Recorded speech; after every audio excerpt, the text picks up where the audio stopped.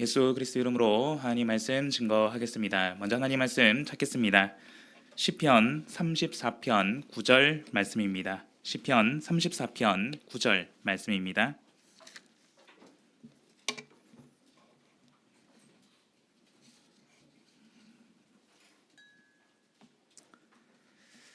시편 34편 9절 말씀 찾으셨으면 저와 성도님들 함께 한 목소리로 읽어보겠습니다. 읽겠습니다. 시작. 너희 성도들아 여호와를 경외하라. 저를 경외하는 자에게는 부족함이 없도다. 아멘. 먼저 할렐루야로 인사 나누겠습니다. 할렐루야. 네, 우리 모든 강남교회 성도 여러분들 반갑습니다. 네, 우리 옆에 계신 우리 성도님들과도 두 손 꼭 잡고 서로 얼굴 마주보고 환히 웃으면서 인사 나누도록 하겠습니다. 할렐루야. 네, 주님의 은혜에 감사드립니다. 금번 영은혜를 맞아서 하나님의 거룩한 전에서 하나님의 귀한 말씀을 우리 성도님들과 함께 나눌 수 있음에 감사드립니다. 2019년 여름이었던 것으로 기억을 합니다. 제가 대만에서 신학을 하는 가운데 방학을 맞아서 실습을 하게 되었고요. 짧은 시간이었지만 강남에서 3주 정도 이렇게 실습을 했습니다. 그때도 지금의 이제 강사실 방에서 이렇게 생활했던 것으로 기억을 하는데요. 벌써 6년이라는 시간이 지나서 이제는 목회자로서 영혼의 강사로서 이렇게 다시 강남교회로 오게 되었습니다. 주님의 은혜에 감사드리고요. 금번 영은혜 우리 성도님들과 함께 나눌 영은의 주제는 무엇일까요? 네, 같이 읽어보겠습니다. 시작. 성도들아 여호와를 경외하라. 네, 시편 34편 9절의 말씀입니다. 금번 영은의 기간 동안 우리 성도님들과 함께 나눌 이 주제의 키워드는 바로 경외입니다. 우리 성도님들도 성경을 읽으실 때 많이 들어본 단어이죠. 하나님을 경외하라, 여호와를 경외하라. 경외라는 단어를 굉장히 많이 쓰고 있는 것을 볼 수 있는데요. 실제로 성경 말씀을 찾아보면은 개역 한글 기준으로 경외라는 단어가 158번 이렇게 기록된 것을 찾아볼 수 있습니다. 경외란 무엇일까요? 네, 라고 질문을 하면은 여러 가지 답이 나올 수 있겠죠. 금번 영은의 기간 동안에는 우리가 말씀을 가지고 경외란 무엇일까? 하나님을 경외한다는 것은 무엇일까?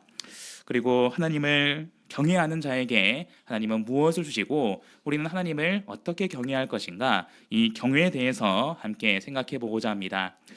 그래서 오늘 첫 번째 시간 우리 성도님들과 함께 오늘 영은의 주제이자 본문 말씀인 시편 34편 9절의 말씀을 가지고 성도들아 여호와를 경외하라 라는 제목으로 말씀 나누고자 합니다. 우리 성도 여러분들 성경책 34편의 위를 보시면 아마 이 본문에 표제가 적혀 있을 것입니다. 혹시 뭐라고 적혀 있습니까? 네, 다윗이 아비멜렉 앞에서 미친 채 하다가 쫓겨나서 지은 시라고 되어 있죠. 여기서 아비멜렉은 블레셋 왕을 이르는 말입니다. 마치 우리가 애굽의 왕을 바로라고 말하는 것처럼 블레셋 왕을 아비멜렉이라고 하는데요. 다윗이 블레셋 왕 앞에서 미친 척 하다가 쫓겨나서 지은 시가 오늘 본문인 시편 34편이다라는 것입니다. 이 말씀의 내용을 간략히 보시면은 다윗이 사울로부터 도망해서 블레셋 왕에게로 피신하게 됩니다. 자, 그런데 그곳에서도 위기에 처하자 이제 일부러 왕 앞에서 미친 척하면서 결국 쫓겨나게 되는데요. 그 뒤에 지은 시가 시편 34편 9절이다라는 것입니다. 자, 그런데 9절 말씀을 보시면은 지금 다윗은 성도들을 향해서 무엇을 권면하고 있습니까? 너희 성도들아 여호와를 경외하라. 네, 미친 척하고 쫓겨나서 지은 시인데 갑자기 성도들을 향해서 여호와를 경외하라 라고 말하고 있습니다. 다윗은 어떤 이유로 성도들을 향해서 이와 같은 권면을 하게 되었을까요? 오늘 첫 번째 말씀 시간을 통해서 경외의 의미와 우리가 어떻게 하나님을 경외해야 되는지 같이 생각해 보도록 하겠습니다. 자, 먼저 경외의 의미에 대해서 우리가 생각해 보도록 하겠습니다.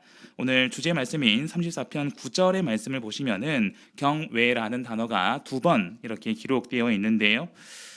국어 사전에서 이 경외라는 단어를 찾아보면은 공경하면서 두려워하다라는 의미로 표현을 하고 있습니다. 어떤 의미라고요?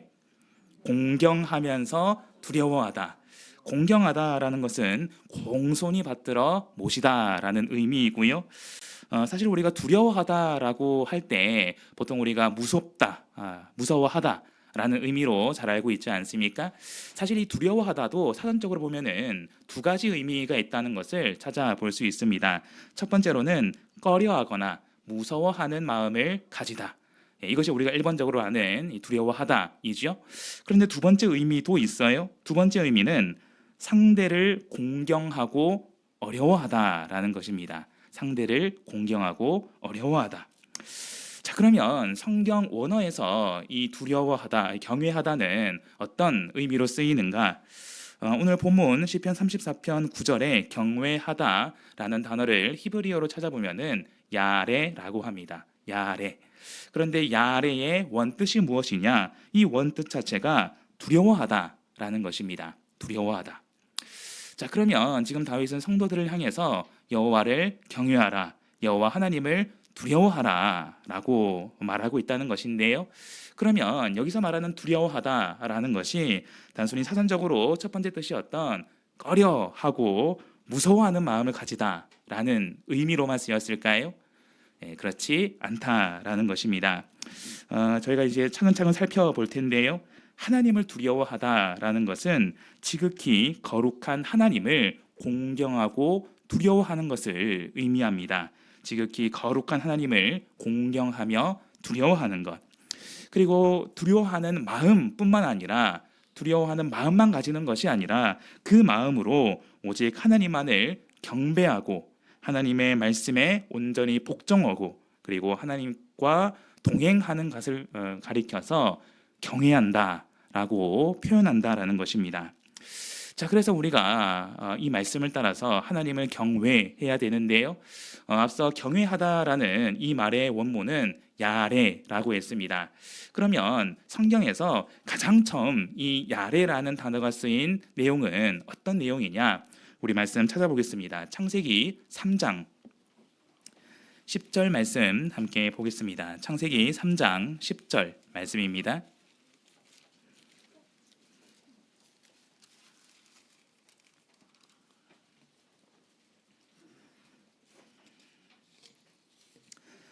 창세기 3장 10절 말씀 찾으셨으면 같이 읽어보겠습니다. 읽겠습니다. 시작. 가로되 내가 동산에서 하나님의 소리를 듣고 내가 벗었으므로 두려워하여 숨었나이다. 아멘. 사람이 하나님의 말씀을 어긴 직후에 그들의 눈이 밝아져서 자기들의 몸이 벗은 줄을 알고요. 나뭇잎을 엮어 수치를 가리고자 했습니다. 그리고 이제 하나님의 낯을 피하여서 동산나무 사이에 숨게 되는데요. 이때 하나님께서 아담을 부르십니다. 내가 어디 있느냐? 그러자 아담이 어떻게 대답했습니까? 내가 벗었으므로 두려워하여 숨었나이다. 내가 벗었으므로 두렵다라는 것입니다.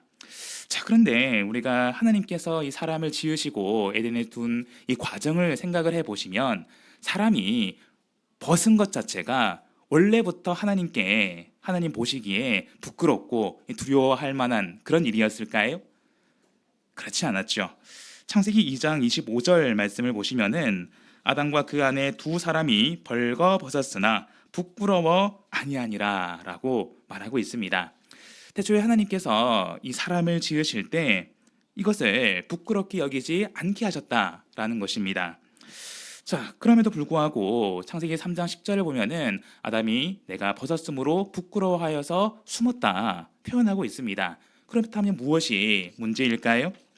창세기 3장 11절을 같이 읽어보겠습니다. 11절 읽겠습니다. 시작. 가라사대 누가 너의 벗었음을 내게 고하였느냐? 내가 너더러 먹지 말라 명한 그 나무 실과를 내가 먹었느냐? 아멘.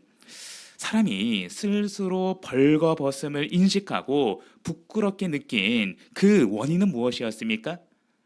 바로 사람의 죄 때문이죠.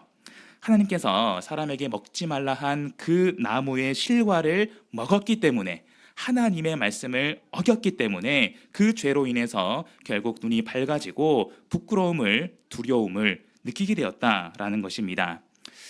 태초에 하나님께서 천지 만물을 지으셨습니다. 그 과정을 생각해 보시면요, 특별히 사람을 지을 때 다른 피조물과는 다르게 굉장히 특별하게 지으셨다라는 것을 우리가 잘 알 수 있습니다.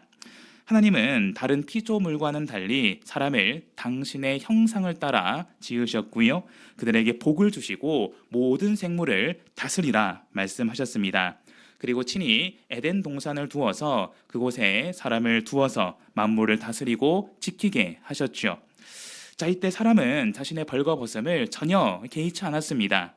그리고 하나님과 친밀한 관계를 맺으면서 그 관계 안에서 사람은 모든 풍족과 안정, 행복을 누리면서 살아갔죠. 자, 그렇다면 이런 하나님과 사람의 관계 안에서 사람이 두려워할 만한 일이 전혀 없었는가? 딱 한 가지가 있었죠. 그것이 무엇입니까? 바로 하나님의 말씀을 지키는 일이었습니다. 하나님께서는 태초에 사람에게 딱 한 가지, 단 한 가지의 명령을 주셨습니다. 그 명령이 무엇이었습니까? 선악을 알게 하는 나무의 실과를 먹지 말라. 그 실과를 먹으면 어떻게 된다고요? 내가 정령이 죽으리라. 네, 굉장히 무서운 말씀이죠. 이 명령은 마치 하나님 나라의 법과도 같습니다. 하나님이 사람에게 이 법을 주신 것은 이 법을 주신 하나님, 이 나라의 참된 주인이자 왕 되신 하나님을 기억하고 오직 그를 경외하며 그의 말씀 안에서 살아가라라는 의미였습니다. 자, 그런데 결국 하나님의 말씀을 어기고 사람이 죄를 짓게 되죠. 사람이 죄를 지은 직후의 반응은 무엇이었습니까? 그동안은 자신이 벌거벗었음을 전혀 개의치 않았는데 이제는 내가 벌거벗음이 부끄럽습니다. 그리고 이제 하나님이 나를 부르자 동산나무 사이에 숨어서 대답을 하죠. 내가 벗었으므로 부끄러워한다. 내가 두려워한다라는 것입니다. 즉 죄로 인해서 하나님과 사람의 관계가 깨어지게 되었고요. 그로 인해 수치를 느끼고 두려움을 느끼게 되었다라는 것입니다. 결국 사람은 에덴으로부터 추방되고요, 하나님으로부터 멀어지게 됩니다. 그렇게 하나님으로부터 멀어진 사람은 그동안 누리던 모든 풍족과 안정, 행복을 잃어버리게 되었고요. 그 결과 사람의 마음속에 각종 두려움이 자라나기 시작합니다. 그래서 오늘날 세상 많은 사람들을 보면은 여러 가지 각종 두려움이 있다라는 것을 우리가 찾아볼 수 있지 않습니까? 그래서 제가 사람을 두렵게 만드는 것들이 무엇이 있는지 한번 정리를 해보았습니다. 굉장히 많이 있는데요. 대표적으로 몇 가지만 꼽아보면은 첫 번째, 생존과 안정을 위협하는 두려움입니다. 생존과 안전을 위협하는 것에 대한 두려움. 가장 대표적으로 죽음이 있죠. 세상 많은 사람들이 정말로 두려워하는 것 중에 하나가 죽음이지 않습니까? 죽음을 두렵지 않게 여기는 사람도 있을까요?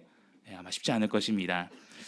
그리고 질병과 고통, 어떤 병과 그 병으로 인해서 고통을 받을 때 사람은 두려움을 느끼죠.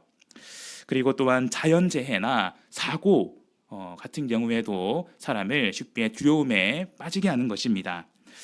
또 한편으로 두 번째는 미지의 것에 대한, 사람이 알지 못하는 것에 대한 두려움도 있습니다. 그래서 우리가 방금 죽음을 생각을 해보았는데 죽음 이후에 사람은 어떻게 될까요?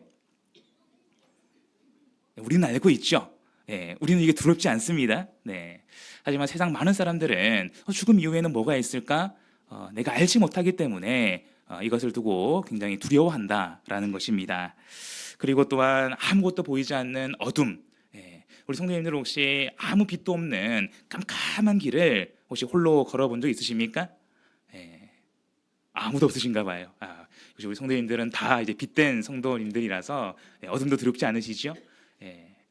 그런데 이 어둠이라는 것도 또한 사람으로 하여금 또 두렵게 만드는 요소다라는 것을 우리가 알 수 있고요. 또한 사람이 알 수 없는 미래, 장차 어떤 일이 있을까 또한 사람을 두렵게 합니다.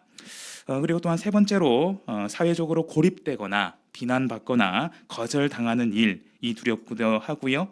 그리고 네 번째로 과거의 트라우마에 대한 어떤 두려움, 내가 과거에 어떤 폭력이나 학대나 어떤 사고를 당했을 때 그 트라우마가 오래도록 그 사람을 두렵게 하는 것을 우리가 또한 발견하곤 합니다. 그러면 세상 사람들만 이렇게 두려움을, 무서움을 느낄까요? 예. 혹시 우리 성도님들 중에서 나는 태어나서 지금까지 단 한 번도 절대 두려워한 적이 없다, 한 번도 두려워한 일이 없다, 라는 혹시 분 계십니까? 아무도 없으신 것 같습니다. 예. 저도 두려운 일이 있습니다. 좀 최근에 이제 두려운 일을 생각을 해보자면은 사실 최근이라기보다는 작년에 이제 있었던 일인데요. 하나님의 은혜로 좀 감사하게도 이 귀한 딸을 얻게 되었습니다. 이름이 다희인데요. 이제 다희가 태어나서 이제 사모가 조리원에 들어가게 되었고요. 이제 나와서 이렇게 집으로 오게 되었습니다. 그리고 이제 며칠이 안 지났을 때인데 아직 100일도 지나지 않아서 굉장히 이제 작고 소중한 그런 이제 시기였습니다. 그런데 하루는 잠을 자는데 이제 새벽쯤이었습니다. 근데 갑자기 비명이 들리더라고요. 놀라서 일어나 보니까 옆에서 잘 자고 있어야 될 아기가 밑에 떨어져 있는 거예요. 네. 그래서 이제 아기 다이가 이렇게 뒤척이면서 보통은 이렇게 이제 벽을 세워두는데 이제 그날 이거 벽을 세워두는 걸 깜빡한 거예요. 그래서 그 사이로 침대와 그 아기 침대 사이로 뚝 하고 떨어진 겁니다. 우리 아기를 키워보신 우리 성도님들, 특히 어머니 분들은 정말 깜짝 놀랄 일이죠. 근데 저도 깜짝 놀랐습니다. 그런데 새벽녘이니까 뭐 병원도 열 일이 뭐 연대가 없었고요. 뭐 아무것도 할 수 있는 게 없었어요. 뭐밖에 할 수 없습니까? 기도밖에 할 수 없죠.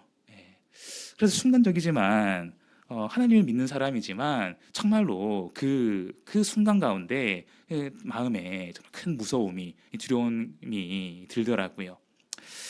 사실 우리가 살아가는 가운데 정말 이런 수많은 두려움 가운데서 살아가게 됩니다.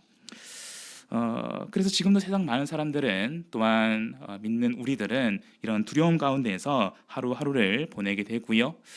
그런 가운데에서 누군가는 두려움을 이기기도 하고 누군가는 또한 그 두려움 속에서 두려움에 빠져서 살아가기도 합니다.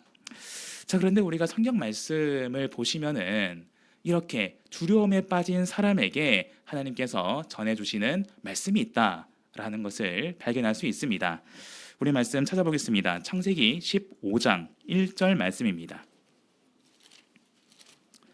창세기 15장 1절 말씀입니다.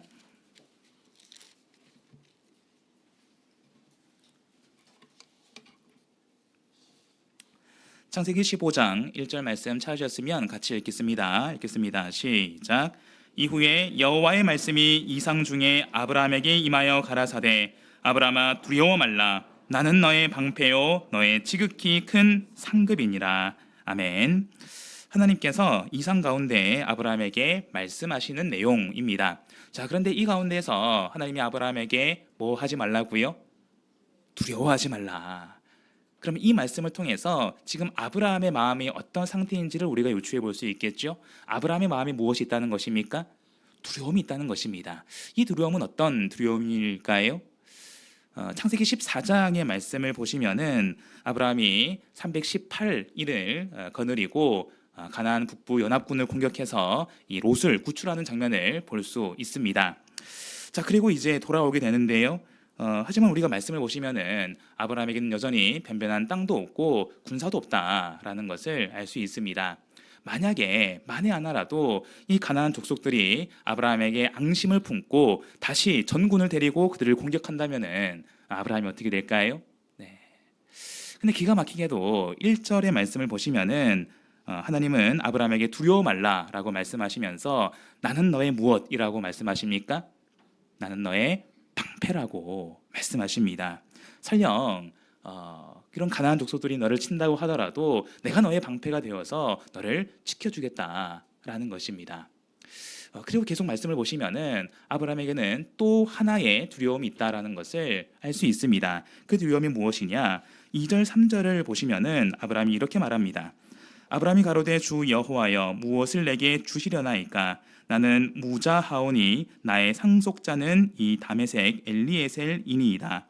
아브라함이 또 가로되 주께서 내게 씨를 아니 주셨으니 내 집에서 길리온 자가 나의 후사가 될 것이니이다. 아멘. 자, 여기서 엘리에셀은 다메섹 출신의 아브라함의 종을 가리킵니다. 당시 고대 사회에는 후사가 없는 자는 충성된 종을 양자로 삼고요, 자신의 재산을 상속하는 그런 풍습이 있었습니다. 자, 여기서 알 수 있듯 창세기 15장을 기준으로 볼 때 아브라함에게는 자녀가 있었습니까? 없었습니까? 자녀가 없었습니다. 예. 이전의 말씀을 보시면은 하나님은 끊임없이 아브라함에게 약속하시지 않습니까? 내가 너에게 많은 자손을 주겠다. 그런데 많은 자손은커녕 지금 아들, 자녀 한 명 없습니다. 예. 그래서 아브라함이 지금 하나님께 이제 반문하고 있는 것입니다. 하나님, 제게 무엇을 주시렵니까? 저는 지금 자녀가 없습니다. 그래서 제 종을 제 상속자로 삼고자 합니다. 예. 자녀에 대한 두려움이 있었다라는 것이죠. 그런데 하나님께서는 그런 아브라함을 향해서 어떤 말씀을 주실까요? 자, 4절과 5절을 같이 읽어보겠습니다. 4절 5절 읽겠습니다. 시작. 여호와의 말씀이 그에게 임하여 가라사대 그 사람은 너의 후사가 아니라 내 몸에서 날 자가 내 후사가 되리라 하시고 그를 이끌고 밖으로 나가 가라사대 하늘을 우러러 뭇별을 셀 수 있나 보라. 또 그에게 이르시되 내 자손이 이와 같으리라. 아멘. 하늘을 우러러 뭇별을 셀 수 있나 보라. 내 자손이 이와 같으리라. 지금 자녀 한 명 없는 아브라함을 향해서 하나님께서 더욱 분명하게 약속하고 계시다라는 것입니다.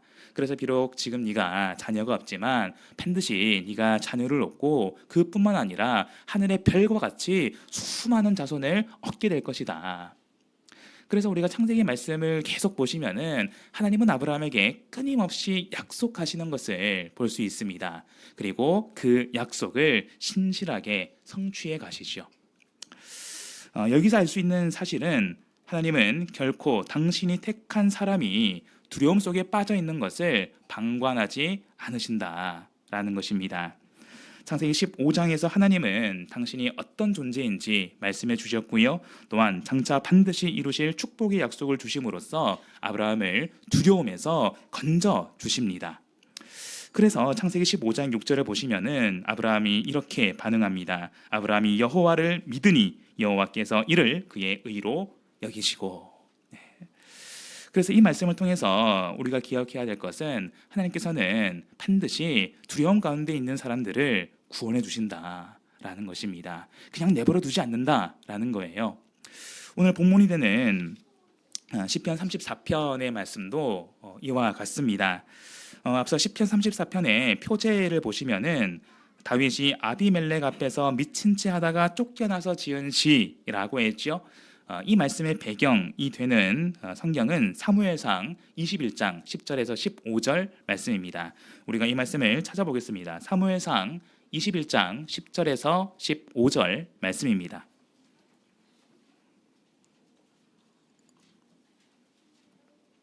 사무엘상 21장 10절에서 15절 말씀. 네, 찾으셨으면 한번 전체적으로 살펴보실 텐데요. 먼저 10절 말씀 같이 읽겠습니다. 10절 읽겠습니다. 시작. 그날에 다윗이 사울을 두려워하여 일어나 도망하여 가드 왕 아기스에게로 가니. 자, 이 말씀을 보시면은 처음부터 다윗의 두려움을 볼 수 있습니다. 다윗은 지금 누구를 두려워하고 있습니까? 사울을 두려워하고 있습니다. 사울을 왜 두려워합니까? 사울을 자신을 죽이려 하기 때문이죠. 왜 사울이 다윗을 죽이려 합니까? 사울이 다윗을 시기하고 질투했기 때문이죠. 우리가 이 말씀을 잘 생각을 해보시면 사무엘상 17장에서 다윗이 용감하게 골리앗을 무찌르게 되고요. 이로 인해 이스라엘 백성들이 군사들이 용기를 얻어서 블레셋을 완전히 격파하지 않습니까? 그리고 이제 전쟁에서 돌아올 때 이스라엘 모든 성에서 여인들이 나와 찬양하죠. 사울의 죽인 자는 천천히요, 다윗의 죽인 자는 만만이로다. 그런데 이 말을 듣고 심히 불쾌해진 한 사람이 있었습니다. 누구입니까? 사울 왕이죠. 아니 내가 왕인데 저 새파랗게 어린 다윗을 이렇게 찬양할 수가 있냐. 그래서 이때부터 사울은 다윗을 주목하기 시작하고요, 시기하고 질투합니다. 그리고 그 시기의 결과로 이제 급기야는 다윗을 죽이려 하잖아요. 이 다윗 입장에서는 얼마나 기가 막히고 분통 터지고 억울한 일입니까? 아니, 나는 하나님 믿고 하나님 의지해서 골리앗 무찌르고 이스라엘 백성들에게 승리를 주었는데 이제 한순간에 도망자 신세가 되었습니다. 그래서 도망가다 어디까지 갑니까? 블레셋까지 갑니다. 블레셋이 어떤 민족이에요? 골리앗의 민족이잖아요. 다윗의 손으로 무찌른 그 장군이 속한 이방 민족입니다. 네. 하나님을 모르는 민족이죠. 네. 여기서 다윗의 절박함을 우리가 엿볼 수 있습니다. 아니, 얼마나 다윗이 절박하고 두려웠으면 적국인 블레셋까지 갔을까. 자, 그런데 그렇게 해서 겨우겨우 정말 부끄러움을 참고 블레셋까지 갔더니 거기 있던 신하들이 왕에게 이것을 이야기합니다. 11절 제가 읽겠습니다. 아기스의 신하들이 아기스에게 고하되 이는 그 땅의 왕 다윗이 아니니까 무리가 춤추며 이 사람의 일을 창화하여 가로되 사울의 죽인 자는 천천히요 다윗은 만만이로다 하지 아니하였나이까 한지라. 아멘. 자, 지금 아기스의 신하들, 여기서 아기스는 블레셋 왕 아비멜렉의 실제 이름이죠. 아비멜렉에게 지금 무엇을 보고하고 있습니까? 왕이시여, 이 다윗이 누구입니까? 이전에 우리 블레셋을 공격하여서 격파한 그 사람입니다. 지난날에 우리를 공격했던 그 다윗을 상기시켜주고 있는 거예요. 그러면 그 말을 들은 아기스 왕은, 아비멜렉은 어떻게 반응하겠습니까? 우리를 공격했던, 우리를 패배에 빠뜨렸던 이 다윗을 당장이라도 잡아서 죽일 수 있지도 않겠습니까? 그래서 이 말을 듣고 다윗이 어떤 반응을 보입니까? 12절 같이 읽겠습니다. 시작. 다윗이 이 말을 그 마음에 두고 가드 왕 아기스를 심히 두려워하여. 사울을 두려워해서 블레셋까지 왔는데 이제는 또 누구를 두려워합니까? 아기스를, 블레셋 왕을 두려워했다라는 것입니다. 그래서 그 두려움으로 인해 이제 다윗이 어떤 행동을 하느냐, 13절 제가 읽겠습니다. 그들의 앞에서 그 행동을 변하여 미친 채 하고 대문장에 그적거리며 침을 수염에 흘리매. 사무엘상 17장에 다윗의 모습과 이 구절에 기록된 다윗의 모습을 서로 이렇게 비교해 보시기 바랍니다. 우리가 기억하는 다윗은 비록 어린 나이이지만 용감하게 전장으로 나아가서 모든 사람이 두려워했던 그 골리앗을 용감하게 쓰러뜨렸던 그 용사이지 않습니까? 그런데 여기서 다윗은 어떤 모습입니까? 블레셋 왕이 두려워서 어떻게든 내가 죽지 않기 위해서 심지어 미친 척을 합니다. 그래서 굉장히 참 비참한 모습이죠. 대문짝에서 그적거리면서 침을 수염에 질질 흘리면서 이때 다윗의 마음이 어땠을까요?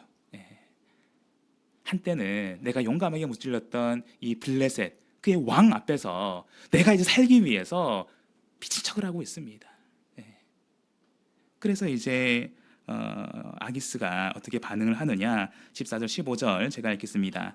아기스가 그 신하에게 이르되 너희도 보거니와 이 사람이 미치광이로다 어찌하여 그를 내게로 데려왔느냐. 내게 미치광이가 부족하여서 너희가 이 자를 데려다가 내 앞에서 미친 짓을 하게 하느냐. 이 자가 어찌 내 집에 들어오겠느냐 하니라. 아기스가 다윗을 보고 아니 미치광이가 아니냐, 누가 이 미치광이를 여기로 데려왔느냐 라고 말하면서 다윗을 내어 쫓습니다. 그렇게 해서 다윗이 겨우겨우 아기스로부터 벗어나게 됩니다. 그리고 지은 시가 뭐라고요? 시편 34편이다 라는 것입니다. 만약 우리 성도 여러분들이 다윗과 같은 상황이라면 어떠시겠습니까? 다윗과 같이 이렇게 너무나 두렵고 무서운 일, 심지어는 굴욕적인 일을 겪고 만약 어떤 글을 쓴다라고 한번 생각해 보시기 바랍니다. 방금 읽은 사무엘상 21장 10절에서 15절 말씀을 보시면은 이 가운데 하나님이 이렇게 했다, 하나님이 다윗을 보호해 주셨다, 하나님이 역사하셨다 이런 말이 있습니까? 이 말만 보면은 그냥 다윗이 두려워해서 어떻게든 내가 살기 위해서 미친 척하고 쫓겨났다. 이런 내용밖에 없지 않습니까? 그럼 다윗 입장에서는 어떤 글을 쓸 수 있을까요? 하나님을 원망할 수 있지 않습니까? 아니 하나님, 제가 지금 사울을 피해서 도망가는 것도 너무나 억울해 죽겠는데 이제는 한때 제가 공격하고 우리가 승리했던 블레셋 앞에서 이런 수치를 당해야 됩니까? 저는 하나님 믿고 하나님 의지하고 그렇게 살았던 것밖에 없는데 왜 제가 이렇게 두려운 일을 겪고 왜 제가 이렇게 굴욕적인 일을 겪어야 되는 것입니까? 네. 우리 성도 여러분들은 어떻습니까? 우리 강남교회 성도 여러분들은 믿음이 워낙 좋아서 이렇게 이제 기도해 보신 적 없으시죠? 예. 어떤 고난이 오더라도 어떤 두려움이 있더라도 하나님 믿고 굳건히 인내하시지 않습니까? 그러하시죠? 그러하실 것으로 압니다. 예. 근데 참 말처럼 쉽지 않습니다. 예. 정말 우리가 살아가는 가운데 믿는 사람이라고 하나님 믿는 사람이라고 어디 고난이 피해 가던가요? 아니죠. 오히려 사도행전 14장 22절 말씀을 보시면은 우리가 하나님 나라에 들어가려면 많은 환난을 겪어야 한다라고 증거하고 있습니다. 여기 자리에 계신 우리 성도님들 다 저마다의 환난을 겪고 여기까지 오신 거잖아요. 네. 저도 이제 목회 이제 겨우 3년 4년 하고 있지만 우리 성도님들의 삶을 들여다보면은 고난 겪지 않은 성도님들이 없어요. 네. 그냥 겉에서 멀리 보면은 다 그냥 평온하고 안정적이고 그렇게 신앙생활을 했을 것 같은데 막상 그 한 분 한 분의 삶을 들여다보면은 정말 인생의 광풍과도 같은 그런 고난을 겪은 분들이 대부분이다라는 것입니다. 그런 고난 앞에서 어떤 마음이 듭니까? 두려운 마음이 들죠. 무서운 마음이 듭니다. 그러면 그런 일을 겪고 과연 다윗은 오늘 본문에서 어떤 시를 썼을까? 오늘 본문으로 돌아오겠습니다. 시편 34편입니다. 시편 34편 1절부터 9절까지의 말씀을 보실 텐데요. 먼저 1절부터 3절 같이 읽겠습니다. 1절에서 3절 읽겠습니다. 시작. 내가 여호와를 항상 송축하며 그를 송축함이 내 입에 계속 하리로다. 내 영혼이 여호와로 자랑하리니 곤고한 자가 이를 듣고 기뻐하리로다. 나와 함께 여호와를 광대하시다 하며 함께 그 이름을 높이세. 아멘. 다윗은 시편 34편의 가장 처음에서 지금 무엇을 하고 있습니까? 하나님을 찬양하고 있습니다. 아니 지금 아기스 왕 앞에서 그런 수모를 겪고 돌아왔는데 하나님을 원망하고 불평하고 불신하는 것이 아니라 오히려 하나님을 찬양하고 있다는 것입니다. 내가 하나님을 찬양하리라. 내가 계속 찬양하리라. 그리고 그 여호와 이름을 자랑한다고 당당하게 고백하고 있습니다. 무엇 때문일까요? 자, 우리 계속해서 4절에서 6절 말씀을 같이 읽어보겠습니다. 4절에서 6절 읽겠습니다. 시작. 내가 여호와께 구하매 내게 응답하시고 내 모든 두려움에서 나를 건지셨도다. 저희가 주를 앙망하고 광채를 입었으니 그 얼굴이 영영이 부끄럽지 아니하리로다. 이 곤고한 자가 부르짖음에 여호와께서 들으시고 그 모든 환난에서 구원하셨도다. 아멘. 4절을 보시면 다윗이 여호와께 뭘 했다고요? 구하매라고 말하고 있습니다. 뭐 했다고요? 구했다. 그래서 우리가 이 말씀을 통해서 사무엘상 21장의 말씀을 더욱 깊이 이해할 수 있습니다. 앞서 사무엘상 21장의 말씀을 읽는 가운데 다윗은 큰 두려움에 빠졌습니다. 사울이 두려워서 블레셋으로 도망했고요. 블레셋 왕이 두려워서 그 앞에서 미친 척을 했습니다. 하지만 중요한 것은 그 가운데 하나님을 바라봤다라는 것입니다. 그 가운데 하나님의 도우심을 간구했다라는 사실이에요. 네. 그래서 다윗이 이렇게 여호와께 간절히 구했더니 하나님께서 어떻게 반응하셨다고요? 내게 응답하시고 모든 두려움에서 나를 건지셨도다. 사무엘상 21장의 말씀에서는 하나님이 이렇다 저렇다 어떤 기록이 없습니다. 그런데 다윗은 믿음의 눈으로 바라봤다라는 거예요. 다윗은 이 위기를 겪고 나서 하나님을 원망하거나 혹은 이 것을 자신의 의로 삼지 않았습니다. 내가 미친 척해서 내가 그 왕 앞에서도 살아남을 수 있었어 한 것도 아니고요. 하나님은 어디 계신 거야? 내가 이렇게 해야지 겨우 내 목숨 지킬 수 있는 거야? 하나님 원망하지도 않았습니다. 그 과정 가운데서 하나님이 살아 역사하심을 믿음의 눈으로 바라보았고요. 비록 표면적으로는 내가 미친 척해서 목숨을 지킨 것 같으나 그 과정 가운데 하나님께서 나를 지켜주셨고 나를 구원해 주셨다. 나를 모든 두려움에서 건져주셨다라는 것을 믿음으로 보았다라는 것입니다. 그래서 다윗은 성도들에게 이 사실을 이야기해주고 있는 것입니다. 나도 이런 두려움에 빠졌습니다. 나도 사울을 피해서 블레셋 왕 앞에서 정말 말로 설명할 수 없는 너무 큰 두려움과 너무 큰 수치를 겪었지만 그럼에도 불구하고 하나님은 나의 두려움을 다 알고 계시고요. 그 하나님께서 나를 이 두려움 속에서 내가 느끼는 모든 두려움 속에서 나를 건져주셨습니다. 그 하나님을 찬양하고 있다라는 것입니다. 이것은 다윗의 실제적인 체험에서 비롯된 진실된 고백이었습니다. 그냥 단순히 머리로만 알고 있는 그런 하나님이 아니에요.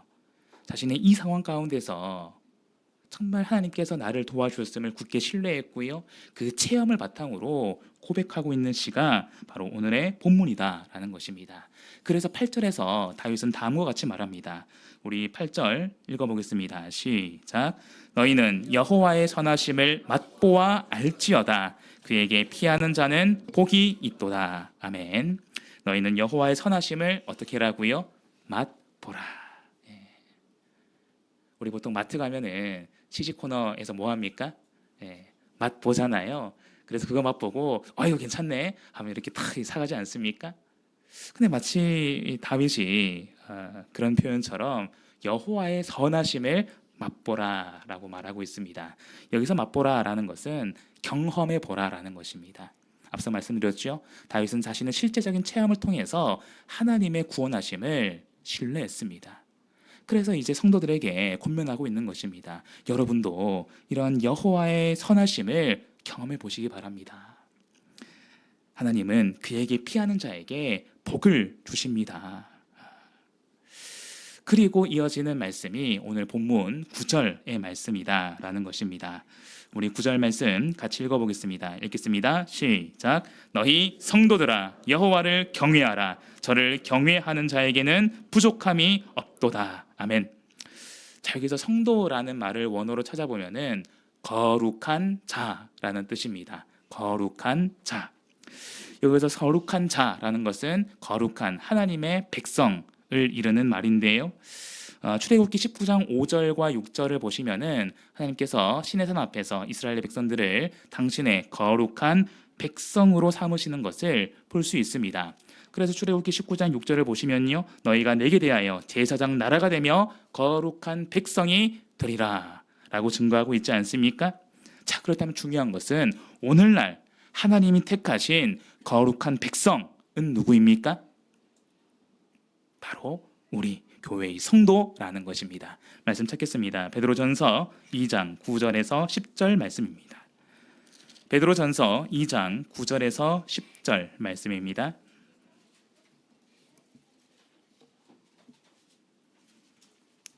베드로전서 2장 9절 10절 말씀 같이 읽겠습니다. 시작. 오직 너희는 택하신 족속이요 왕 같은 제사장들이요 거룩한 나라요 그의 소유된 백성이니 이는 너희를 어두운 데서 불러내어 그의 기이한 빛에 들어가게 하신 자의 아름다운 덕을 선전하게 하려 하심이라. 너희가 전에는 백성이 아니더니 이제는 하나님의 백성이요 전에는 긍휼을 얻지 못하였더니 이제는 긍휼을 얻은 자니라. 아멘. 그래서 오늘날 믿음으로 세례받아 교회의 성도된 우리는 이제 누구를 경외해야 된다라는 것입니까? 여호와 하나님을 경외해야 된다라는 것입니다. 왜 그렇습니까? 여호와 하나님은 교회의 성도된 우리를 모든 두려움에서 구원하시는 하나님이기 때문이다라는 것이죠. 그래서 하나님이 어떤 분인지 바로 아는 교회의 성도는 내 삶을 위협하고 내 마음을 졸이게 하는 어떤 두려움에도 하나님으로부터 멀어지지 않습니다. 태초에 죄를 지은 사람은 그 두려움을 가지고 하나님으로부터 점점 멀어지지 않았습니까? 하지만 교회의 성도가 하나님을 바로 알고 하나님을 온전히 경외할 때 우리는 그 경외함으로 하나님께 더 가까이 나아갈 수 있다라는 것입니다. 그래서 우리가 오늘날 교회의 성도된 우리는 여호와 하나님을 경외해야 된다라는 것입니다. 그렇기에 본문의 말씀처럼 여호와 하나님을 경외하는 성도는 부족함이 없습니다. 여기서 부족함이 없다라는 것은 단순히 하나님을 경외하는 성도에게는 아무 고난도 없고 어떤 물질적인 부족함도 전혀 없다라는 것을 의미하지 않습니다. 우리가 하나님을 경외한다고 해서 고난이 피해가는 것 아니라고 했죠. 하지만 설령 많은 고난이 있다 할지라도 우리의 주인 대신 우리의 왕 대신 하나님께서 우리와 친히 함께 하시고 우리를 모든 두려움 가운데서 반드시 구원하신다. 이것이 하나님이 우리에게 주신 중요한 약속이다라는 것입니다. 그래서 간절히 바라옵기는 이 자리에 계신 우리 모든 성도 여러분들, 내 삶을 위협하는, 내 마음을 졸이게 하는 어떤 무서운 상황, 어떤 두려운 일이 있다 하더라도 여전히 나와 함께 하시고 나를 지켜주시고 나를 인도하시는, 그래서 마침내 내 모든 두려움에서 나를 구원하시는 그 하나님을 믿고 그 하나님을 의지해서 두려움을 이겨낼 수 있기를 간절히 소망합니다. 오늘 말씀 정리하도록 하겠습니다. 오늘 첫 번째 시간이었습니다. 성도들아, 여호와를 경외하라. 오늘날 교회의 성도는 여호와 하나님을 경외해야 됩니다. 하나님에 대한 올바른 두려움이 있을 때 우리는 비로소 내 마음을 위협하는, 내 삶을 무너뜨리는 그 모든 두려움에서 이겨낼 수 있습니다. 우리 마지막 시편 23편 1절에서 4절 읽고 오늘 시간 마치겠습니다. 시편 23편 1절에서 4절 말씀입니다. 시편 23편 1절에서 4절 같이 읽겠습니다. 시작. 여호와는 나의 목자시니 내가 부족함이 없으리로다. 그가 나를 푸른 초장에 누이시며 쉴 만한 물가로 인도하시는도다. 내 영혼을 소생시키시고 자기 이름을 위하여 의의 길로 인도하시는도다. 내가 사망의 음침한 골짜기로 다닐지라도 해를 두려워하지 않을 것은 주께서 나와 함께 하심이라. 주의 지팡이와 막대기가 나를 안위하시나이다. 아멘. 바라옵기는 내가 어떤 두려운 상황 가운데 있다 할지라도 여전히 나와 함께 하시고 나를 모든 두려움 가운데서 구원하시는 그 여호와를 신뢰하며 오직 여호와 하나님 한 분만을 경외하기를 힘쓰는 그런 저와 우리 되기를 예수 그리스도 이름으로 간절히 소망합니다. 잠시 묵도하겠습니다.